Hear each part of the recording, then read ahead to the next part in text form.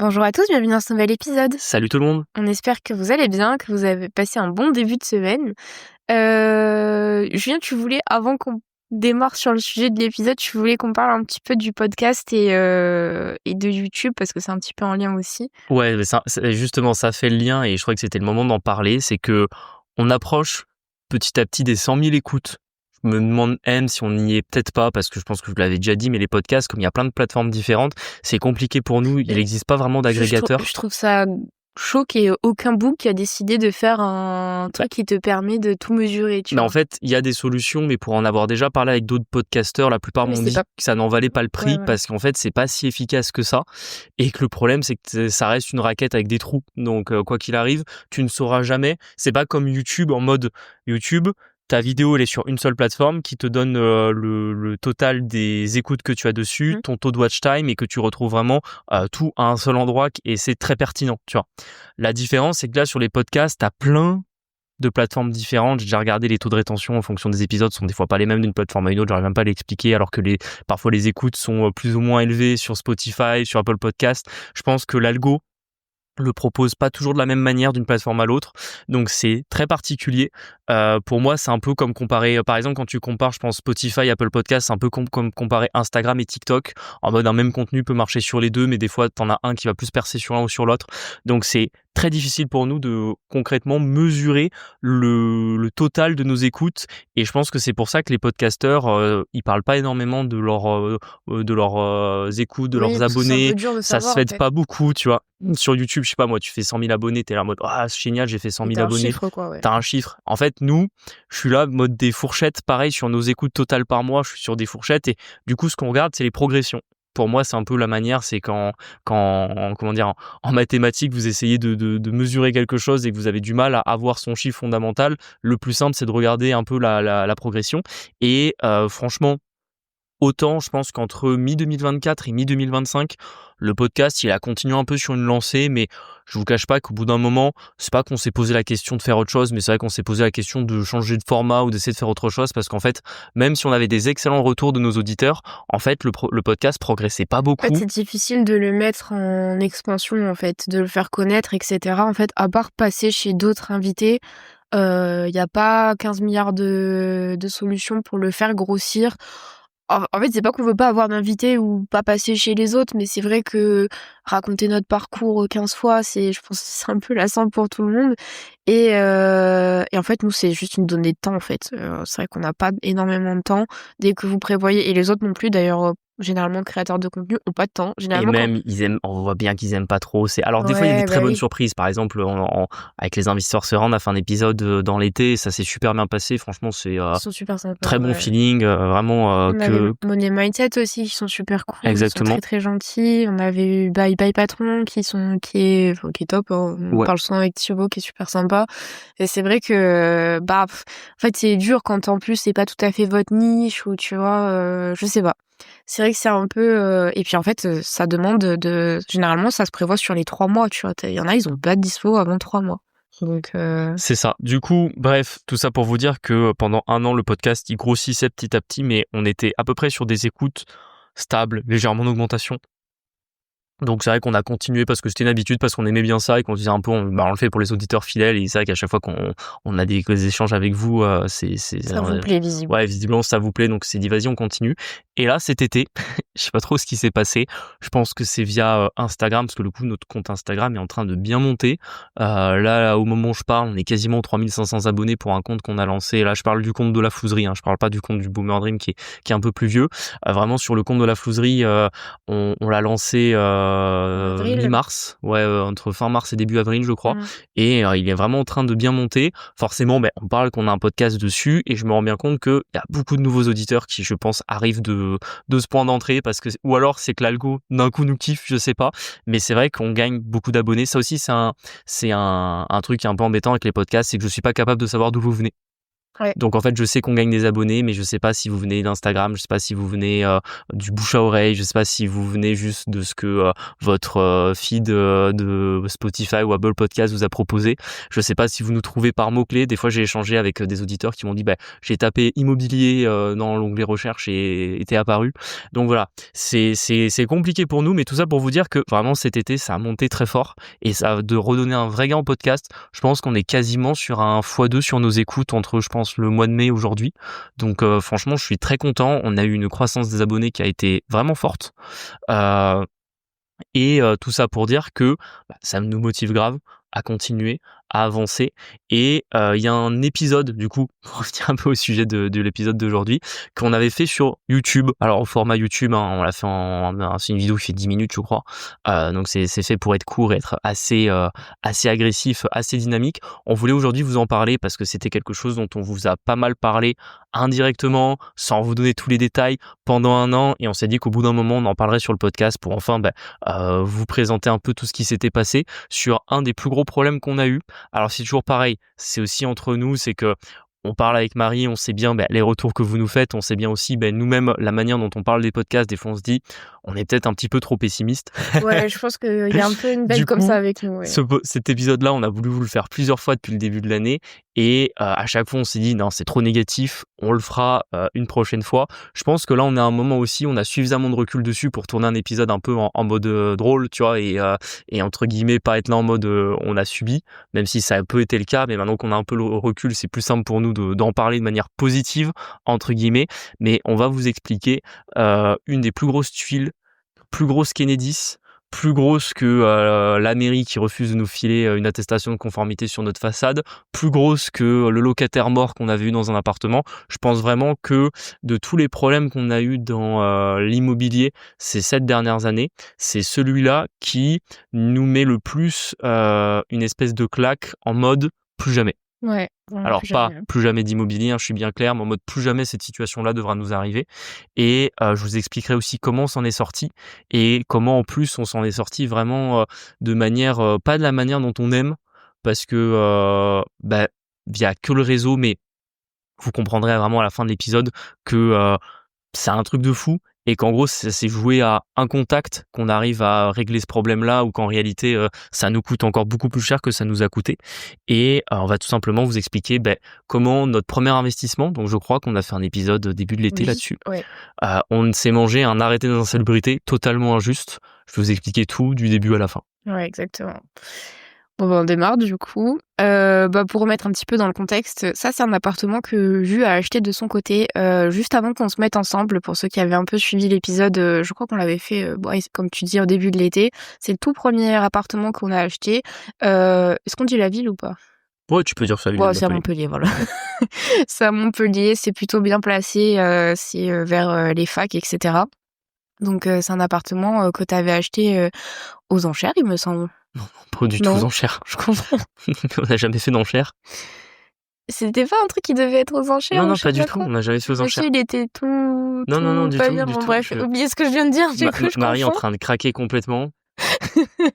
Je confonds. Si toi-même t'oublies notre parcours, on fait comment pour le raconter? Celui-là, il était un peu. J'étais pas là quand ça s'est passé. Oui, c'était juste avant qu'on se rencontre, mais bon, non, on n'a jamais fait d'enchères. Ah ouais, ok, bon, bref. Non, c'est une annonce Le Bon Coin. T'as acheté avec un vieux monsieur, je crois, qui était. Non, le vendeur, par contre, il avait. Je crois qu'il était pas loin d'être centenaire. Je crois qu'il avait 94 ou 96, un truc comme ça. C'est ça. Et en fait, du coup, c'est un T3, je crois. Ouais, c'est ça. Il y a 2 chambres et un séjour. Et un séjour.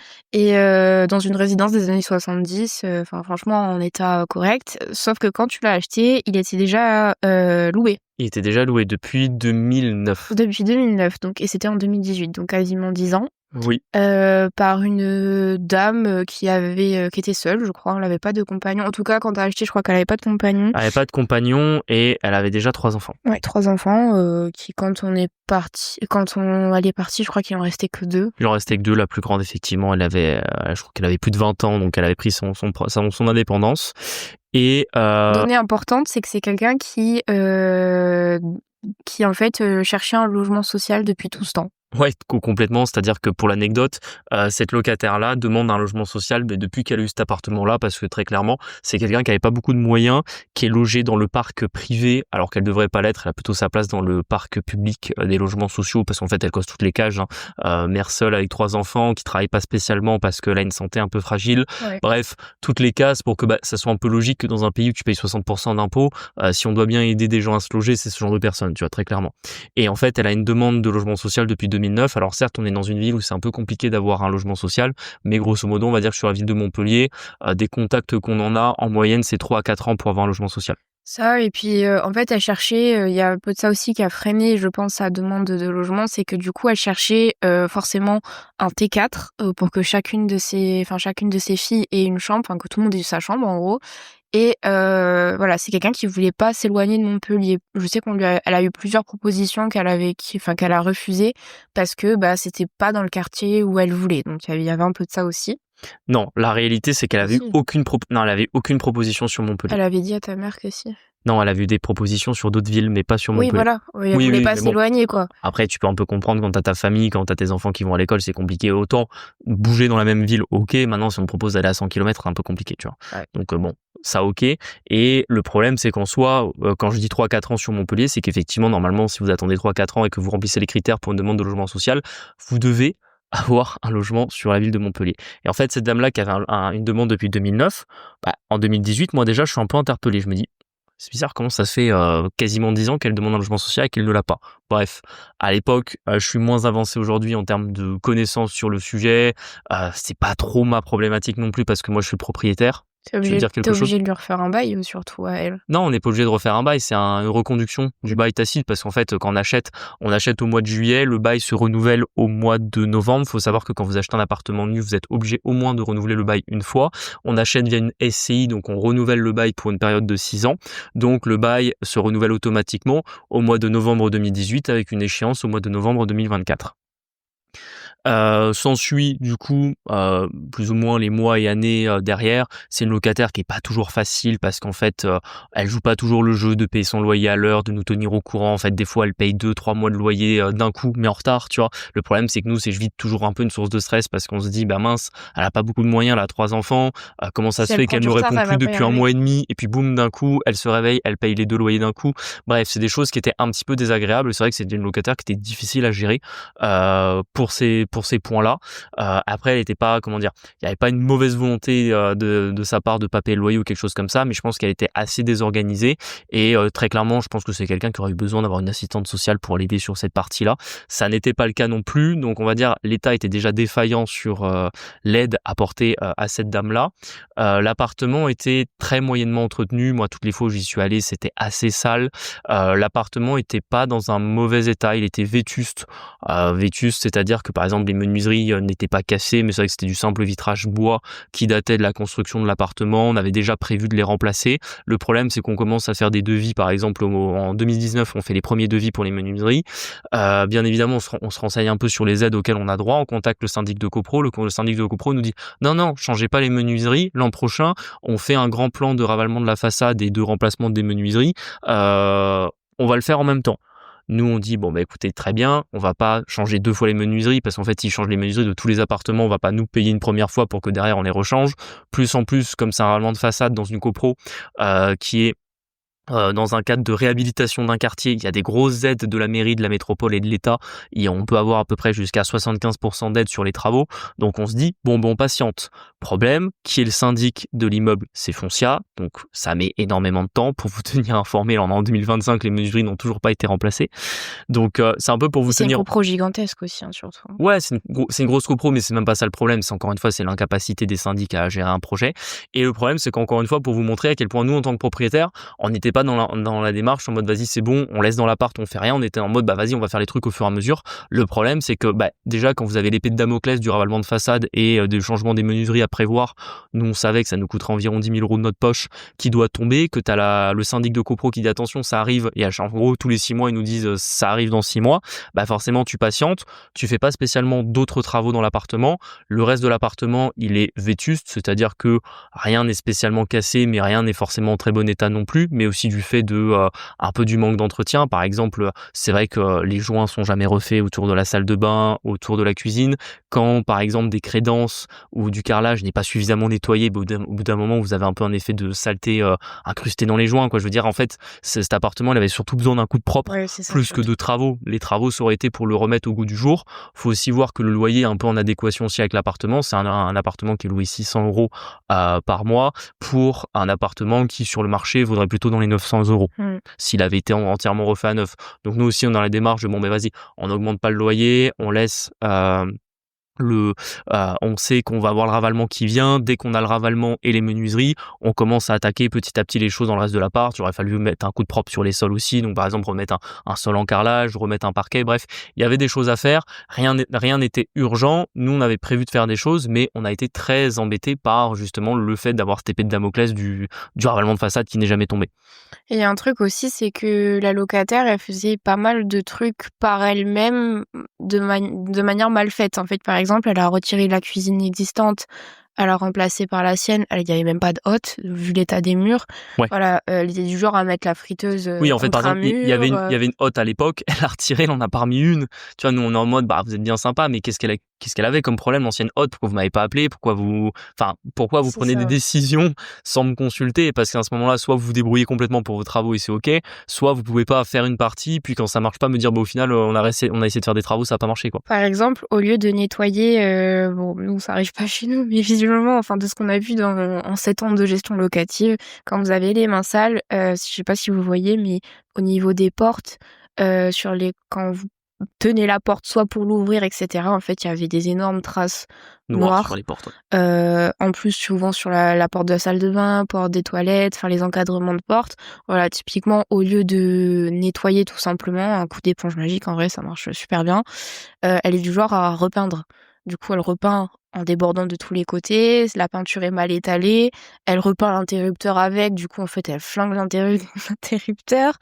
Heu, Pareil sur les prises, il y a des prises qui avaient été repeintes, ouais, mais elle je veux les a dire, c'est noyées, en même pas fait, parce que du coup. on a déjà vu dans les rénaux, il y a des réels sur Instagram où vous voyez le mec qui repeint son interrupteur, repeint sa prise et bon, c'est pas très joli, mais c'est OK. Non, là, elle a carrément peint l'intérieur de la prise, donc forcément, quand vous avez de la peinture dedans, c'est compliqué de juste brancher quelque chose, quoi. C'est ça, qu'est-ce qu'elle avait fait d'autre? Oui, elle avait mis c'est des trucs un peu de réno, de homestaging, mais par exemple, sur le carrelage, elle collait des trucs de PVC, tu vois? Pareil Oui, sur le sol, il y avait 3 couches différentes c'est un espèce de lino collant, je sais pas comment dire, du PVC, je sais ouais, pas. c'était du PVC collé, mais qui était mal collé. Et en plus, du Ça coup, fait des à trous, chaque fois qu'il y enfin, avait un problème d'un endroit où ça se décollait, plutôt que de se rendre compte que c'était mal collé, on en recollait un par-dessus. Du coup, on s'est retrouvé avec 3 couches de lamelles de PVC collées les unes sur les autres, quoi. c'est ça, les placards qui ferment pas. Pareil dans la chambre des enfants, il y avait, du coup, elle avait sa chambre. Les 2 plus jeunes partageaient, leur chambre visiblement. Bah, en fait, si vous regardez le sol, vous pouvez voir où étaient les meubles. C'est-à-dire qu'il y a effectivement la Et serpillière les trous au était. niveau des pieds. Oui, il y a des trous au niveau des pieds, mais surtout elle passait la serpillière du coup entre les 2 lits, simples et l'armoire, je suppose, en fait, c'est quand elle a enlevé ses meubles, le reste c'était noir, pour vous dire à quel point, Oui, pareil, il y avait la trace de tous les meubles sur les murs, par exemple. j'avais du vernis, j'ai retrouvé des fossiles collés je sais pas où, des trucs de téléphone, bref, les couches de lino, bouffées par le meuble visiblement trop lourd ou je sais pas ce qu'ils ont fait, enfin voilà, c'était que des rénovations un peu comme ça et c'est vrai que enfin, je sais pas si on peut le dire ou pas, mais c'est vrai que ça fait un peu chier de rénover quand tu sais qu'ils vont saccager, quoi. Donc, Ouais. il y a un Non, peu de et ça puis, aussi. Et puis nous, on savait qu'on allait le vendre à la fin. Donc, oui, et puis il y a toujours aussi le problème, c'est qu'entre guillemets, bah, l'appartement, je pense qu'il est dans un bien meilleur état quand elle y est entrée. Forcément, ça s'est dégradé du fait du manque d'entretien. Et nous, il y avait surtout le truc de tous les investisseurs IMO le savent, vous refaites un appart à neuf quand le locataire s'en va. oui. Refaites pas un appart à neuf quand le locataire est là. Parce qu'il y avait un bordel Non, mais aussi. juste un exemple bête, c'est que quand vous faites intervenir un artisan, s'il doit mettre de l'enduit, de la peinture, du joint siliconé, il faut que ça sèche. Si ça sèche, tu peux pas l'utiliser. Tu peux pas utiliser ton évier, tu peux pas utiliser ta baignoire. Tu peux pas, en gros, tu peux faire des petits travaux d'entretien. Genre, par exemple, je sais pas moi, s'il y avait une prise qui était arrachée, ça arrivait, on a fait passer un électricien, tu vois. Ça, on peut faire. Mais je veux dire, on peut pas refaire l'intégralité d'un appartement avec un locataire dedans. Nous, quelle était la stratégie là-dessus? Grosso modo, le plus urgent pour nous, c'était vraiment les menuiseries, Ouais. parce que ça, c'est vrai qu'elles étaient anciennes et c'était surtout un peu l'épée de Damoclès qu'on avait qui conditionnait un peu tout le reste. C'est-à-dire que tant que ça, c'était pas fait, pour nous, c'était compliqué d'envisager le reste parce que la vraie priorité pour nous, c'était les menuiseries sur cet appartement. Et du coup, le temps avance à tel point qu'au final, on arrive à la fin du bail des 6 ans. C'est-à-dire qu'au début de l'année 2024, là, on est en mode, en gros, moi, chaque année, je demandais un peu à la locataire, enfin même Où 2 est-ce fois qu'elle par en an, est, quoi? où est-ce qu'elle en est sur sa demande de logement social, parce que la stratégie sur cet appartement, ça a été toujours de se dire, le jour où elle s'en va, on refait l'appartement, soit on le vend comme ça, soit on le remet à la location, ça se dépendra un peu de notre stratégie à ce moment-là, ça a toujours été le plan. Et du coup, 2 fois par an, je lui demandais un peu où ça en était sur ses logements sociaux. À chaque fois, elle me demandait, écoutez, je remets à jour ma demande, envoyez-moi les dernières quittances. J'envoyais les dernières quittances, etc. sans rester là. Début d'année 2024, là, on arrive un peu moins de 6 mois avant, enfin un peu plus de 6 mois, pardon, avant la fin du bail. Je me dis, bon, on est sur un bail de 6 ans en SCI, soit je laisse le bail se renouveler et en fait, légalement, elle peut encore rester là dans l'appartement pendant 6 ans et on pourra rien faire, soit c'est maintenant que je dois donner un congé pour vente, c'est-à-dire qu'on s'engage à vendre l'appartement et on donne congé à la locataire. Je me dis, bon, on regarde un peu où on en est. En plus, faut savoir que c'est un appartement. Si vous aviez écouté comment dire, l'épisode où on explique comment on l'a acheté, on avait fait un prêt sur 8 ans. Donc en plus, en On début a cash flow 2024, négatif. on était légèrement cash flow négatif sur cet invest et en plus, on est déjà quasiment au bout du crédit parce qu'il nous reste moins de 10 000 euros à rembourser sur le prêt sur un appartement qu'on peut revendre un peu plus de 100 000 euros. Et on se dit, bon, on va donner congé pour vente à la locataire. Elle a 6 mois pour retrouver un appartement, un peu plus même, parce qu'on l'avait envoyé 7 mois avant précisément. Et on se dit, ça va peut-être aussi donner un peu un accélérateur à sa demande de logement social, parce qu'entre guillemets, elle passera prioritaire, parce qu'elle sera dans l'urgence d'une mère seule avec 3 enfants qui a un congé pour vente sur son appartement.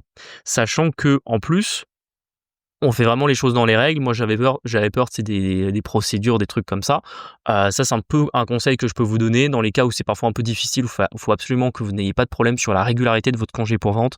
Faut savoir que c'est un document avec des mentions légales qui sont importantes. Je le fais envoyer par un huissier. Mmh. Ça coûte pas très cher, ça coûte moins de 200 euros, je crois. Et comme ça, au moins, c'est l'huissier qui s'occupe de la rédaction du congé pour vente et qui le délivre au locataire. Comme ça, au moins, je suis sûr que mon congé pour vente, il est valide et que personne ne pourra venir me dire, ah ben non, tu l'as pas envoyé dans le délai, ah ben non, il manquait une mention, ah ben non, la locataire, en fait, t'as pas de preuve qu'elle l'a bien reçu. Donc voilà, on fait les choses carrées. Forcément, ça tend un peu la locataire parce que je pense qu'elle prend un peu un coup de stress du fait de perdre son logement pendant 6 mois. Ça, je peux comprendre. Après, c'est aussi nous, notre Notre notre liberté, droit quoi, de ouais. propriétaire à un moment donné de récupérer notre bien, d'en faire autre chose. Et bref, 2 mois de plus passent. Là, on arrive au mois de avril Avril, je crois, ouais. 2024 où là, on n'est pas au courant, mais en fait, elle se met en relation avec une assistante sociale Mmh. et souvenez-vous ce que je vous ai dit au début sur sa demande de logement social. Au lieu de tirer la sonnette d'alarme sur le fait qu'elle a toujours pas de logement social et que on va peut-être vérifier son dossier, j'y reviendrai tout à l'heure. L'assistante sociale fait, écoutez, le plus simple, si vous voulez pas perdre votre appartement, c'est qu'on le fasse passer en état d'insalubrité. Ouais.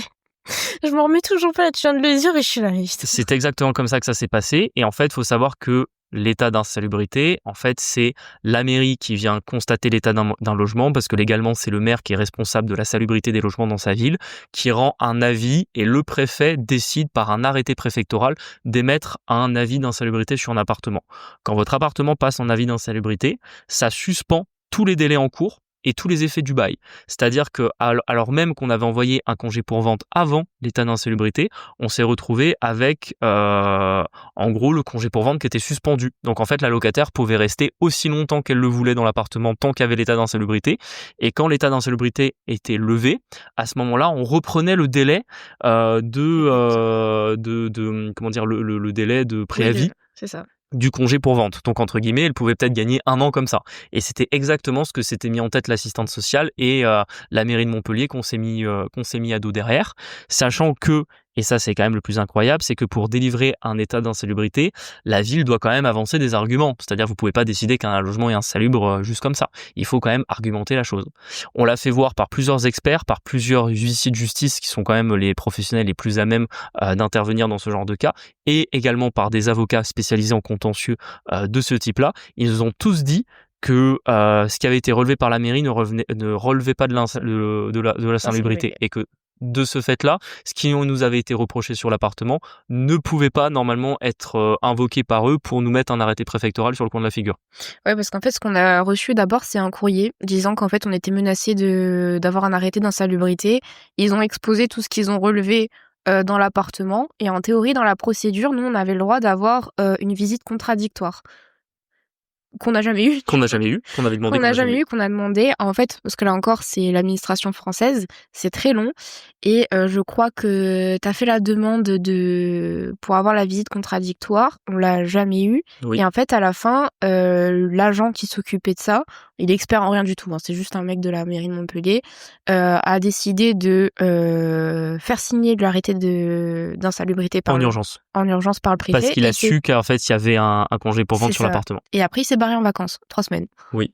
Donc ça, c'était juillet 2024, je crois. Là, on est en juillet 2024. Alors, j'ai déjà pas donné ce qu'ils nous avaient reproché dans l'état d'insalubrité, mais on s'est retrouvé avec des phrases aussi vagues que assurer la sécurité et l'étanchéité des installations. Vraiment des phrases comme ça, hein. C'est-à-dire ça veut rien dire en fait. Ça ne veut strictement rien dire. Eux, ils doivent venir normalement avec des photos, avec des éléments précis, etc. Donc, par exemple, il manquait des joints. En fait, je vous avais dit que les joints étaient dégradés autour de l'évier de la cuisine et de la baignoire. Sauf que pas de chance pour lui, dans la loi de 89, l'entretien des joints est à la charge du locataire, mais peu importe pour lui, visiblement, vu qu'il y avait des risques de fuite d'eau et du coup, c'était un motif d'insalubrité. Il nous a dit aussi le plafond de la cuisine, à force d'avoir de l'humidité, vu que la hotte avait été enlevée, en fait, vous aviez la peinture qui se craquelait un petit peu, donc vous aviez, je sais pas moi, des petits copeaux de peinture de 1 centimètre, je sais pas, ceux qui ont déjà fait des travaux, qui ont déjà visité de l'ancien, sauront de quoi je parle. Il nous a quand même dit qu'il y avait des risques de d'effondrement du plafond et du coup de danger pour les personnes qui vivent en dessous, sachant qu'on est dans un immeuble des années 70 où bien évidemment la structure de l'immeuble est en béton armé et que bien évidemment en fait non, c'est juste des copeaux de peinture qui tombent, pas des blocs de 1 kilo de ciment si tu veux. Donc on a eu des trucs comme ça. On a eu aussi assurer la capacité de laver les sols, c'est-à-dire qu'en fait il a constaté que, étant donné qu'il y avait tout un tas de lamelles de PVC qui avaient été collées les unes sur les autres sur le sol, en fait il a constaté que du coup c'était compliqué de laver et que du coup c'était un motif d'insalubrité. Exactement. Vraiment, c'est pour vous montrer à quel point ils ont été grattés des trucs qui étaient complètement dingues. Le plus dingue qu'on a eu, c'est quand même sur les menuiseries, qu'en plus on a essayé de changer avec la copro. Il nous a reproché que du coup elles étaient pas suffisamment non, c'est pas une question d'étanchéité, c'était qu'en gros, il nous a dit c'est pas possible de mettre du simple vitrage. Alors que dans la loi, il y a rien qui t'impose d'avoir du double vitrage dans un appartement. Effectivement, c'est toujours mieux quand ça l'est, c'est mieux pour l'isolation phonique, c'est mieux pour l'isolation thermique. Nous, l'appartement, même avec des menuiseries en simple vitrage, l'appartement, il est DPEC, donc on peut même pas dire qu'en plus c'est spécialement une passoire thermique ou pas. Donc vraiment, on était dans un cas où on était en mode mais c'est complètement lunaire. C'est ça. En plus, toi, tu tentes une stratégie, tu te dis, ok, on va tenter autre chose. C'est qu'en gros, t'es allé voir l'assistante sociale, t'as pris contact avec l'assistante sociale qui était pas désagréable, mais en fait, imaginez-vous quand même, tout ça part d'elle, et elle dit qu'elle essaye de trouver un logement social en urgence. En fait, elle convient que tout ça c'est juste pour gratter du temps en fait. Donc vous imaginez un petit peu l'injustice. T'es allé faire un rendez-vous avec eux en plus, je crois. J'ai fait avec le juriste, je sais pas quoi. J'ai fait un rendez-vous sur place et 3 rendez-vous téléphoniques, et c'est surtout que là du coup en termes de délai, on se retrouve au mois de juillet 2024. On a globalement 2 choix. Soit on fait une procédure judiciaire contre le préfet, directement via une procédure devant le juge administratif, etc. Compliqué. En plus, le premier avocat qu'on sollicite, il est vraiment pas... C'est quelqu'un de très connu sur Montpellier, hein, le premier avocat. Ouais, mais visiblement, c'est pas son domaine et il nous conseille assez mal.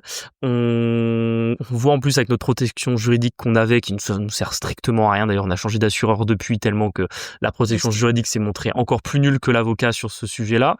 Ou alors, on a le choix de jouer un peu le jeu et de faire les travaux qu'on nous demande et de du coup répondre aux différents points qui sont sur l'arrêté d'insalubrité. C'est un peu les 2 choix qu'on a. Moi, je choisis un peu la deuxième option. Je me dis en fait, on va perdre des mois, voire des années de procédure contre le préfet. De toute façon, les loyers que ne doit plus nous payer la locataire, on les reverra jamais.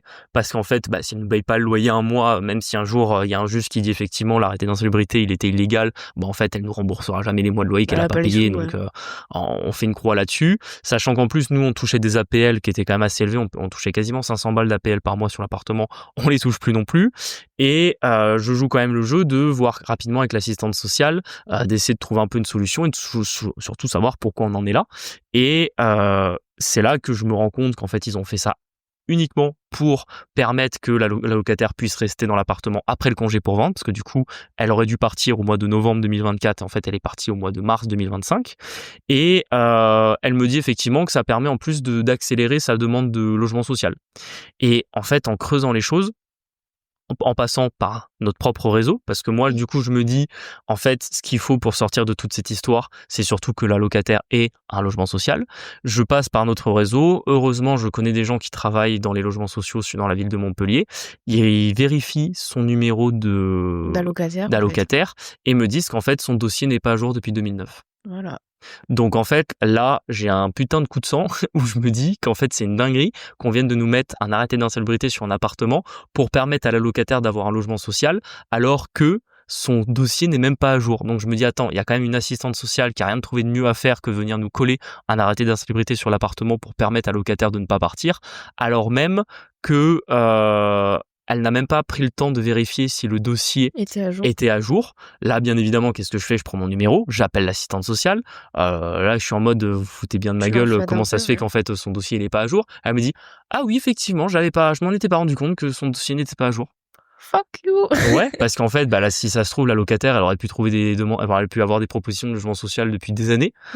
Tout ça parce qu'en fait, on se retrouve dans un pays où on préfère venir taper sur le propriétaire plutôt que d'aider une locataire qui en a besoin.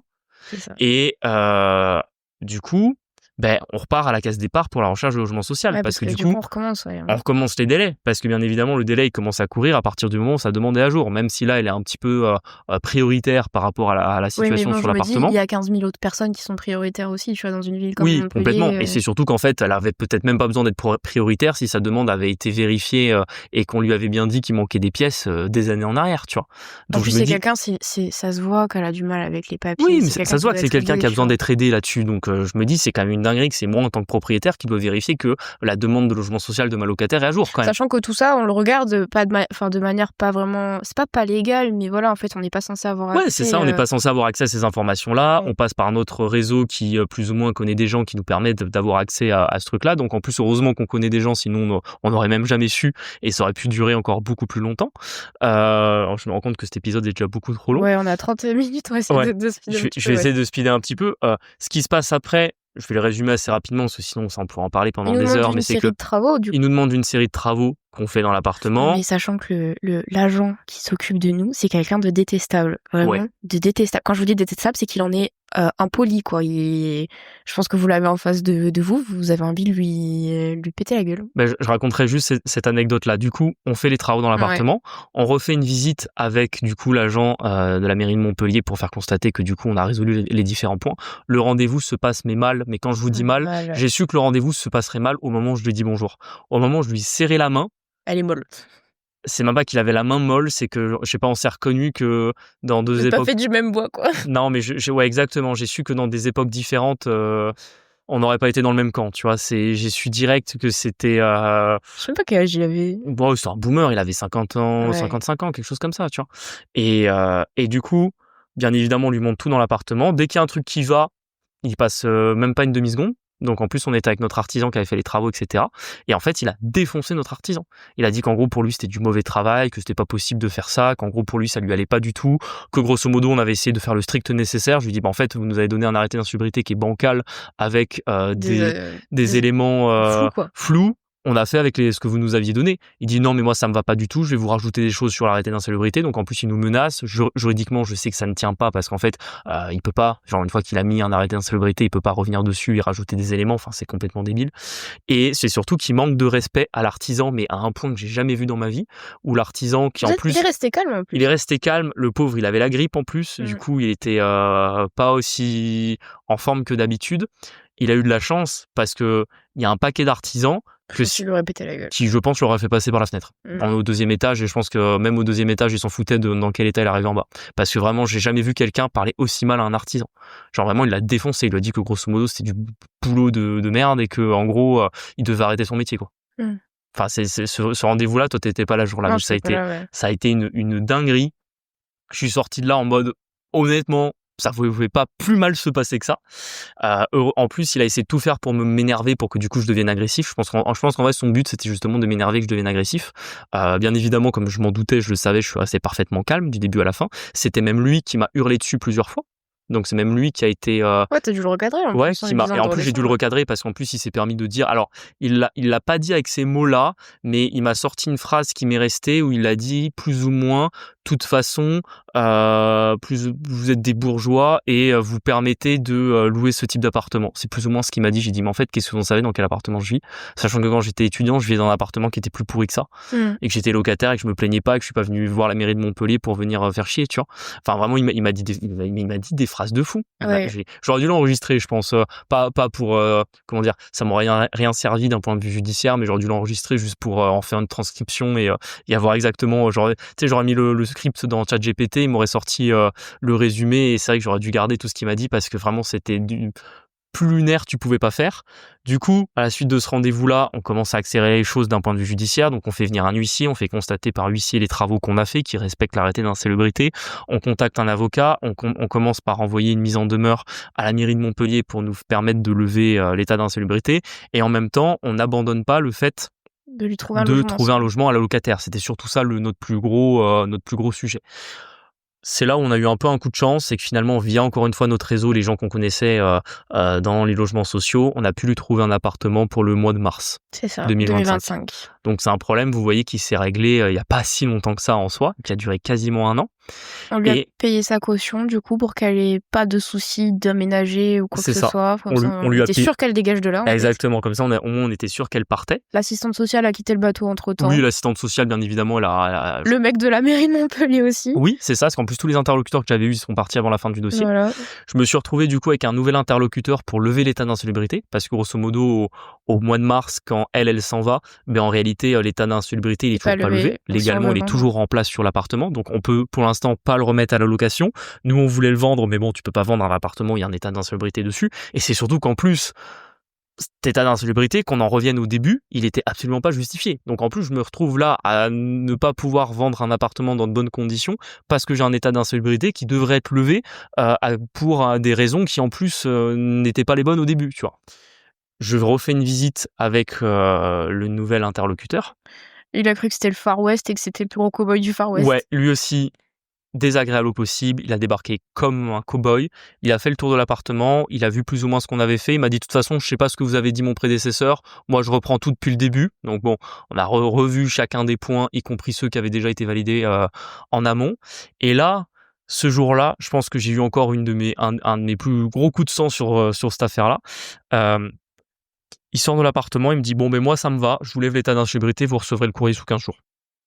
Donc, il me serre la main, il s'en va. On est là, yes. Je suis là, yes. Franchement, je suis à 2 doigts de dire champagne. Je pense même qu'on avait fait un post sur Instagram à ce moment-là. Tu te souviens? Regardez-le, elle est dans la story épinglée Imo Dream. Ça, c'est le jour où il nous a dit que c'était fini. Et il me rappelle... 2 jours plus tard. Non, l'après-midi. Il me rappelle genre 2-3 heures après, il me dit... En fait, je suis en train de réfléchir, vos menuiseries, là, c'est du simple vitrage? Je suis là, oui. Il me dit, ah, moi, ça me va pas, hein, il faut que vous mettiez du double vitrage. Je suis là... C'est 10 000 € pour les changer. Déjà, en fait, de 1, c'est pas marqué dans la loi. De 2, en fait, j'ai déjà dit et j'ai déjà vu avec votre prédécesseur qu'en fait, la copropriété est en train de faire des travaux pour les changer. Et vraiment, j'étais en train de monter dans les tours. Ça a pris encore 1 semaine où, grosso modo, il m'a dit, mais j'en ai rien à foutre, faites autant de procédures que vous voulez, allez voir le juge. Moi, je vous lèverai pas l'état d'insalubrité. Jusqu'à ce que, heureusement, qu'il téléphone à la copro et que la copro lui dise, bah oui, on va faire des travaux pour les menuiseries, que du coup, il nous lève après ça seulement l'état d'insalubrité. En fait, c'est là que c'est ce qui est vraiment le plus agaçant pour nous, c'est qu'en face, on a des gens qui sont complètement incompétents. Ils savent pas de quoi ils parlent, ils ont aucune notion de ce qui est insalubre, de ce qui est vétuste, de ce qui est légal, de ce qui est pas légal. Et en fait, ils font la pluie et le beau temps. On n'a aucun recours avec ces gens-là parce que une procédure contre le préfet, en fait, ça prendrait des années, ça serait des milliers d'euros d'avocats. Ou à la fin, en fait, l'État gagne. Il y a même pas, enfin, les avocats nous ont dit, il y a vraiment peu de chances qu'on gagne, même si on a raison, même si c'est démontré, etc. Financièrement, en fait, on sera trop en perte là-dessus, sachant que la plus grosse menace, c'était qu'en gros, si on faisait pas les travaux de l'arrêté d'insalubrité, on allait avoir des saisies sur nos comptes. C'était quoi? C'était à peu près 1 000 € par semaine, je crois, un truc comme ça. Ou... C'était 3 000 € par mois. 3 000 € par mois. Donc autant vous dire qu'on se chie et qu'en fait, on avait l'impression de pas avoir de sortie sur ce truc-là. Vraiment pas de sortie. Et en fait, on est obligé de dealer avec des débiles. Des débiles payés par nos impôts en plus. Et en fait, on peut dire sur l'arrêté d'insalubrité, mais chez Enedis, c'est les mêmes cow-boys. Sur le problème de la façade, c'est exactement les mêmes. Pour les poubelles là en Dordogne, c'est exactement les mêmes. Et en fait, ça, je pense que c'est ça où on fait l'overdose on en a trop vu en fait pendant 2 ans. On a trop vu l'État français. C'est ça. Donc au final, en plus, tu dis effectivement c'est la copro qui nous sauve un peu les miches. C'est quand en fait on sait pas quand les menuiseries vont être changées. Actuellement, on sait toujours pas quand est-ce qu'elles vont être changées. On a vendu l'appartement en disant en tout cas on a payé des provisions pour qu'elles soient changées, mais on sait pas quand est-ce que ça va être changé. C'est-à-dire que quand je disais que c'était une épée de Damoclès, les travaux, on avait déjà versé plusieurs milliers d'euros d'appels de fonds en avance des travaux. Donc en fait, on avait déjà de l'argent bloqué là-dedans. Et ça, c'était des éléments qui lui allaient pas. Donc en fait, il a dit quoi? Il a dit je vais contacter moi-même le syndic pour alors vous imaginez, c'est privé en fait. Oui. Il est personne pour pour demander l'avis du syndic, quoi. C'est ça. Donc en fait, ce qu'on a fait, c'est qu'en amont du syndic, on a supplié. Évidemment, en plus, on a changé de syndic entre-temps. Oui, pour bien tout compliquer. C'est ça. Donc en fait, ils avaient même pas les éléments. On a supplié la personne qu'on a eu au syndic de dire qu'en fait, effectivement, les menuiseries étaient changées. Elle a été cool. Elle l'a dit à ce mec-là. Et il a dit ah bah c'est bon, je lève l'insalubrité. Et c'est comme ça qu'on s'en est sorti. Sachant que sans notre contact, bon, il écoute pas le podcast, mais merci. Je le remercie vraiment parce que c'est lui qui nous a sauvé les miches sur le fait de trouver un logement social à cette locataire. Et je pense que sans ça, si ça se trouve, elle serait encore dans l'appartement et ce problème ne serait toujours pas réglé. Et c'est vrai que ça a été un problème où on a essayé beaucoup de choses, on a essayé beaucoup de pistes, on a quand même essayé de... En fait, moi, ce qui me tue le plus dans toute cette histoire, c'est que on s'est retrouvé dans une situation qui n'aurait pas dû arriver parce que très clairement, c'est même pas une question de justice, c'est une question de loi. C'est-à-dire que d'un point de vue de la loi, cet appart n'était pas insalubre. Il n'avait pas à le faire et tous les professionnels à qui on l'a montré nous l'ont confirmé. Des gens qui travaillent, qui ont l'habitude de voir des appartements insalubres. En fait, on en a vu tellement avec des moisissures. Nous, on a visité tellement d'immeubles où il y avait des appartements insalubres avec de la moisissure dans les salles de bain, avec vraiment des choses qui étaient cassées ou alors des murs où il y avait des trous, des portes qui fermaient pas, des fenêtres qui étaient cassées. Bref, on a vraiment vu de l'insalubrité dans nos années de visite de biens immobiliers pour bien savoir que cet appartement l'était pas, ce qui nous a été confirmé par avocats, huissiers, experts, assurances. Tout le monde nous l'a confirmé. La mairie voulait rien entendre. Et là, encore une fois, face à une mairie, en fait, vous êtes personne et vous êtes obligé de payer votre taxe foncière, mais c'est tout. En fait, je pense que c'est un peu ça le désespoir, c'est qu'en fait, là, il n'y a plus de loi, vous voyez, ou pas. Ce qui est censé dire ce qui est vrai ou pas vrai ne fonctionne plus. En fait, il n'y a plus de loi, plus de socle commun, plus de consensus. Ouais. En fait, du coup, c'est la foire à la saucisse. Et le truc, c'est... Pardon. Et le truc, c'est qu'en plus, on s'est retrouvé dans cette situation. En plus, en devant nous-mêmes aider la locataire, c'est encore une fois, tu vois, dans toutes ces histoires, il y en a qui te diront ouais, c'est de la faute de la locataire qui a fait venir l'assistante sociale. La réalité, c'est que sans l'assistante sociale ou si l'assistante sociale avait juste fait les choses dans les règles, cette histoire n'aurait jamais dû arriver. En fait, l'assistante sociale aurait dû se concentrer sur trouver un logement social à cette dame plutôt que de venir nous embêter en tant que propriétaire. Et cette histoire, à la fin des fins, entre les loyers perdus, les travaux, les frais de procédure, c'est encore 20 000 € de notre poche, tu vois, sortis. Donc encore une fois, on aurait eu que ce bien-là, ça aurait été gravissime pour nous. Heureusement qu'en fait, on a un grand parc qui tourne et qu'entre guillemets, c'est les autres locataires qui ont payé pour via notre cash flow pour cette histoire. Mais on se retrouve dans tout ça en train de se dire ça n'aurait jamais dû arriver et en essayant de faire les choses dans les règles, c'est-à-dire de contacter l'assistante sociale, contacter la mairie, faire des travaux, etc. En fait, on s'est juste fait cracher au visage, manquer de respect et ça n'a absolument rien avancé. La seule chose qui nous a finalement aidé, et c'était la première idée que j'avais eue dès le début, mais malheureusement c'est celle qui a pris le plus de temps, c'était d'utiliser notre réseau pour essayer de trouver un logement social à la locataire, quoi. Sachant qu'en plus, et ça j'insiste dessus, son dossier n'était pas à jour. C'est-à-dire qu'en fait, cette dame-là, ça se trouve, ça fait 5 ans qu'elle est dans un logement social. Si une assistante sociale a vraiment fait son boulot et s'était rendu compte qu'en fait, il manquait des papiers pour qu'elle puisse enfin recevoir un logement, quoi. Puis en plus, elle avait la santé fragile. Enfin, pour vous dire, elle était sous dialyse à la fin. Donc, Ouais, c'est ça. Donc ouais, incompréhensible. Après, je sais pas si on devait en retirer un peu une stratégie de ce genre de choses. La vérité, c'est qu'on a vraiment pris les choses en main. À partir du moment où on a eu le premier courrier, on a vraiment pris les choses en main. Je pense que là, on n'a pas eu de chance. C'est peut-être l'avocat au début. On s'est un peu chié parce que, ouais, il a été nul en fait. Et ce qu'il nous a conseillé, c'était pas le meilleur moyen d'y arriver. Et je pense qu'on aurait eu le conseil d'avocat du deuxième plus tôt. Déjà, ça serait un peu mieux passé, je pense. Je pense que, tu vois, si on devait refaire les choses différemment, 2 choses. Je pense que la première des choses, c'est qu'en fait, on essaiera de faire partir le locataire le plus vite possible, quitte à lui donner une somme d'argent, parce qu'en fait, on a perdu des mois de loyer, Au bout d'un moment, si elle pense à cette situation, tu lui donnes 10 000 balles et elle se casse. Elle se casse, ouais. Et je pense que très sincèrement, on aurait dû lui proposer, au mois de mai 2024, on aurait dû lui proposer 5 000 €. C'est moins que ce qu'on a perdu en loyer. Elle aurait dit oui, elle serait partie. Déjà, on n'avait plus le problème de la locataire. Et ensuite, ça aurait été de vraiment faire une procédure en référé, devant le préfet et devant le juge, etc. Je pense que c'est ce qu'on aurait dû faire là-dedans. Ouais. Donc voilà. La bonne nouvelle quand même dans cette histoire, c'est que cet appartement va être vendu. On le vend à un bon prix par rapport à ce qu'on l'a payé. Oh, fait le double. Ouais, on l'a payé, c'est un appart qu'on avait payé moins de 60 000. 53 précisément. On le vend 105 000, net vendeur. D'ailleurs, on l'a vendu en off-market, enfin, pas en off-market, pardon, sans agent IMO, pardon, en direct vendeur, ça on vous en reparlera aussi. Et on signe, normalement, quand vous aurez écouté cet épisode, on touche du bois pour qu'il n'y ait pas de... qu'il n'y ait pas de merde entre-temps. Qu'il n'y ait pas de problème d'ici là, mais on signe le compromis de vente cette semaine, en même temps que vous écouterez cet épisode. C'est ça, et on a hâte du coup de passer un peu à autre chose sur cet appartement. Ouais, ça a été, je pense qu'en un an, entre Enedis et ça, franchement, on nous a chauffé la tête. L'état français, on en a jusque-là. Enfin, après, c'est toujours pareil, ça fait de l'expérience, et la phrase « tout ce qui vous tue pas vous rend plus fort », elle s'applique, tu vois, entre guillemets, on a eu cette expérience-là. Quand on avait eu un locataire mort dans un appart, ça aussi, à l'époque, ça a été un peu une épreuve pour nous, sachant que c'était compliqué à gérer pour nous, on avait moins d'expérience à l'époque, on a fait les travaux nous-mêmes, mais entre guillemets c'était nous un locataire, tu vois, je veux dire, bizarrement, justement à l'époque l'État, elle n'était pas, la mairie, elle n'avait rien à faire, que notre appartement était ravagé, n'était pas venu nous aider, ni nous embêter, ni rien du tout, mais là par exemple où la mairie n'aurait finalement pas dû intervenir, ils sont venus contre nous, quoi. Ouais, exactement. Bon, on espère que cet épisode vous a plu. On a vraiment mis du temps à le sortir, celui-là, mais comme tu disais, il fallait prendre un peu de recul. Là, maintenant, c'est fini depuis mars. Entre-temps, on a fait ce qu'on voulait avec, c'est-à-dire le vendre. Enfin, en tout cas, c'est bien parti pour. On a relativisé aussi, mis un peu les émotions de côté, etc. Donc on vous en parle maintenant. On a une vidéo YouTube aussi, si jamais. Oui, c'est justement ce que je me suis dit, que j'ai oublié de parler en début d'épisode, c'est qu'on a une chaîne YouTube. Si vous n'êtes pas abonné, allez-y, vous avez le lien via le Linktree. On a été un peu calme cet été sur YouTube, on a sorti 2 vidéos, mais c'est vrai que... Donc tu leur à partir de la rentrée, tranquille. Ouais, on est sur beaucoup de choses avec Enedis, etc. Et à partir de la rentrée, normalement, ça devrait redémarrer. Donc on vous remercie de nous avoir écoutés. N'hésitez pas à nous mettre 5 étoiles sur les plateformes, ça nous aide beaucoup au niveau de l'algorithme à nous faire monter. N'hésitez pas à nous suivre sur Instagram, quitte le Boomer Dream et la Fouserie. On vous partage un peu notre quotidien d'investisseur.